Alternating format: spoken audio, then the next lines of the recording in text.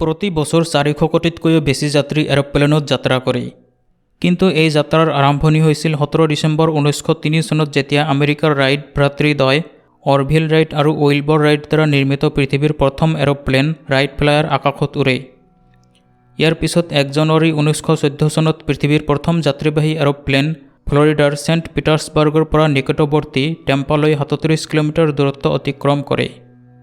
কিন্তু পৃথিৱীৰ প্ৰথম যাত্ৰীবাহী আকাশী পথৰ যাত্ৰাৰ আৰম্ভণি কৰে জাৰ্মানীৰ LZ-7 ডিউটছলেণ্ডে 19 জুন 1910 চনত। কিন্তু এইটো এৰোপ্লেন নাছিল, এইটো আছিল এটা এয়াৰশ্বিপ। এয়াৰশ্বিপ আৰু এৰোপ্লেনৰ মাজত পাৰ্থক্য হ'ল এয়াৰশ্বিপ বায়ুতকৈ পাতল আৰু এৰোপ্লেন বায়ুতকৈ গধুৰ। এয়াৰশ্বিপত হাইড্ৰজেন বা হিলিয়াম ভৰোৱা হয়, যাৰ ফলত লিফ্টৰ সৃষ্টি হয়।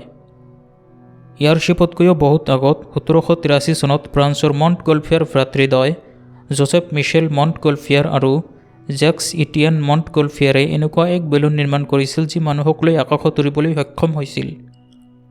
21 নৱেম্বৰ 1783 চনত এই বেলুনত উঠি দুজন মানুহে পেৰিছৰ আকাশত 25 মিনিটত 9 কিলোমিটাৰ দূৰত্ব অতিক্ৰম কৰিছিল, যাক মানৱ ইতিহাসৰ প্ৰথম আকাশী পথৰ যাত্ৰা হিচাপে স্বীকৃতি দিয়া হয়।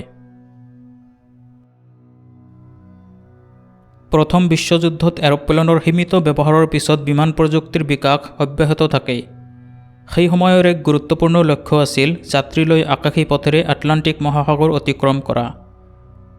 1931 চনৰ আগলৈকে আটলাণ্টিক মহাসাগৰ অতিক্ৰম কৰিবলৈ যাত্ৰীসকলৰ একমাত্ৰ উপায় আছিল পানী জাহাজ, য'ত 4 পৰা 5 দিন সময় লাগিছিল। কিন্তু 1931 চনত জাৰ্মানীৰ জেপেলিন এয়াৰশ্বিপে প্ৰথমবাৰ যাত্ৰী লৈ আকাশী পথেৰে আটলাণ্টিক মহাসাগৰ অতিক্ৰম কৰে। আৰু 1936 চনত আগমন ঘটে হিণ্ডেনবাৰ্গ এয়াৰশ্বিপৰ, যিটো আজি পৰ্যন্ত আকাশত উৰা আটাইতকৈ বৃহৎ বস্তু। উদাহৰণস্বৰূপে এয়া হ'ল এয়াৰবাছ A380, বিশ্বৰ আটাইতকৈ ডাঙৰ যাত্ৰীবাহী এৰোপ্লেন। এয়া হ'ল টাইটানিক আৰু এয়া হ'ল হিণ্ডেনবাৰ্গ। আটলাণ্টিক মহাসাগৰ অতিক্ৰম কৰিবলৈ হিণ্ডেনবাৰ্গক 2 দিনৰ সময় লাগিছিল। কিন্তু 6 মে 1937 চনত হিণ্ডেনবাৰ্গ দুৰ্ঘটনাগ্ৰস্ত হোৱাৰ পিছত এয়াৰশ্বিপৰ সোণালী দিনৰ অন্ত পৰে। বিমান প্ৰযুক্তিৰ বিকাশ অব্যাহত থাকে আৰু এৰোপ্লেনে যাত্ৰী লৈ আটলাণ্টিক মহাসাগৰ অতিক্ৰম কৰিবলৈ সক্ষম হয়। দ্বিতীয় বিশ্বযুদ্ধত এৰোপ্লেনৰ ব্যৱহাৰ ব্যাপক হাৰত হৈছিল। জেট ইঞ্জিনৰ আৱিষ্কাৰৰ পিছত এৰোপ্লেনৰ গতিবেগ বৃদ্ধি পায়। এৰোপ্লেনৰ ইঞ্জিন প্ৰধানতঃ 2 ধৰণৰ, প্ৰপেলাৰ ইঞ্জিন আৰু জেট ইঞ্জিন। আধুনিক যাত্ৰীবাহী এৰোপ্লেন জেট ইঞ্জিনৰ জৰিয়তে উৰে। গতিবেগৰ ওপৰত ভিত্তি কৰি এৰোপ্লেনক 2 ভাগত বিভক্ত কৰিব পাৰি, ছাবছনিক আৰু ছুপাৰছনিক। শব্দৰ গতিবেগ হ'ল ঘণ্টাত 1235 কিলোমিটাৰ। ইয়াতকৈ কম বেগত গতি কৰা এৰোপ্লেনক ছাবছনিক আৰু বেছি বেগত গতি কৰা এৰোপ্লেনক ছুপাৰছনিক বুলি কোৱা হয়। যাত্ৰীবাহী এৰোপ্লেন ছাবছনিক হয় আৰু ঘণ্টাত প্ৰায় 900 কিলোমিটাৰ বেগেৰে মাটিৰ পৰা প্ৰায় 11 কিলোমিটাৰ ওপৰেৰে যাত্ৰা কৰে। সাধাৰণতে যুদ্ধক্ষেত্ৰত ব্যৱহাৰ হোৱা এৰোপ্লেন ছুপাৰছনিক হয়। এৰোপ্লেন যেতিয়া ছুপাৰছনিক বেগত গতি কৰে তেতিয়া ই শ্বকৱেভ সৃষ্টি কৰে আৰু তলৰ এলেকাত বিস্ফোৰণৰ নিচিনা শব্দ শুনা যায়, যাক ছনিক বুম বুলি কোৱা হয়। কেইদশকমান আগত 2টা যাত্ৰীবাহী ছুপাৰছনিক এৰোপ্লেন আছিল। ফ্ৰান্স আৰু ব্ৰিটেইন দ্বাৰা নিৰ্মিত কনকৰ্ড আৰু ছোভিয়েট ইউনিয়ন দ্বাৰা নিৰ্মিত টুপলেভ Tu-144। এই 2টা ঘণ্টাত 2000 কিলোমিটাৰতকৈও বেছি বেগেৰে মাটিৰ পৰা প্ৰায় 18 কিলোমিটাৰ ওপৰেৰে যাত্ৰা কৰিছিল। এৰোপ্লেন নিৰ্মাণ কৰা বিশ্বৰ 2টা ডাঙৰ কোম্পানী হ'ল ইউৰোপীয়ান ইউনিয়নৰ এয়াৰবাছ আৰু ইউনাইটেড ষ্টেটছৰ বয়িং।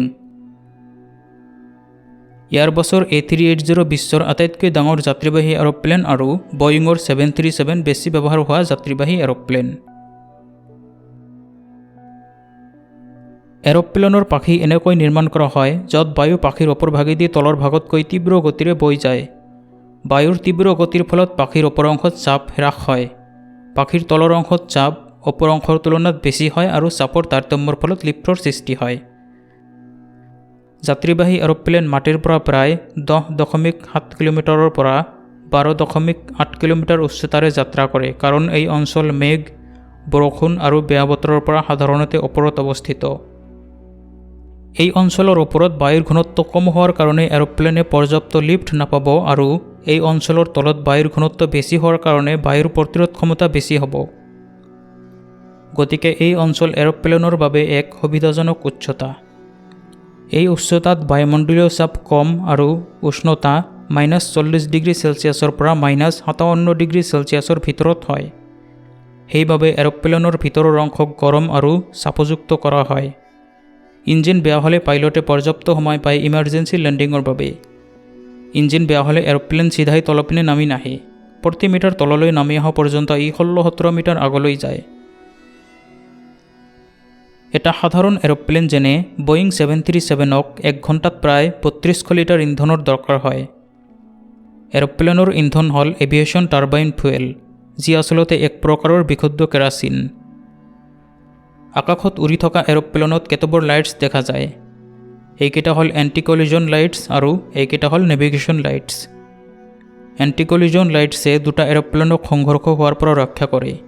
নেভিগেশ্যন লাইটছ নিৰীক্ষণ কৰি পাইলটে অন্য এৰোপ্লেনৰ দিশ নিৰ্ণয় কৰিব পাৰে। এৰোপ্লেনৰ বিষয়ে আজি আমি বহুত কিবা শিকিলোঁ। আশা কৰোঁ আপুনি যেতিয়া এৰোপ্লেনত যাত্ৰা কৰিব তেতিয়া এইবিলাক আপোনাৰ মনত থাকিব।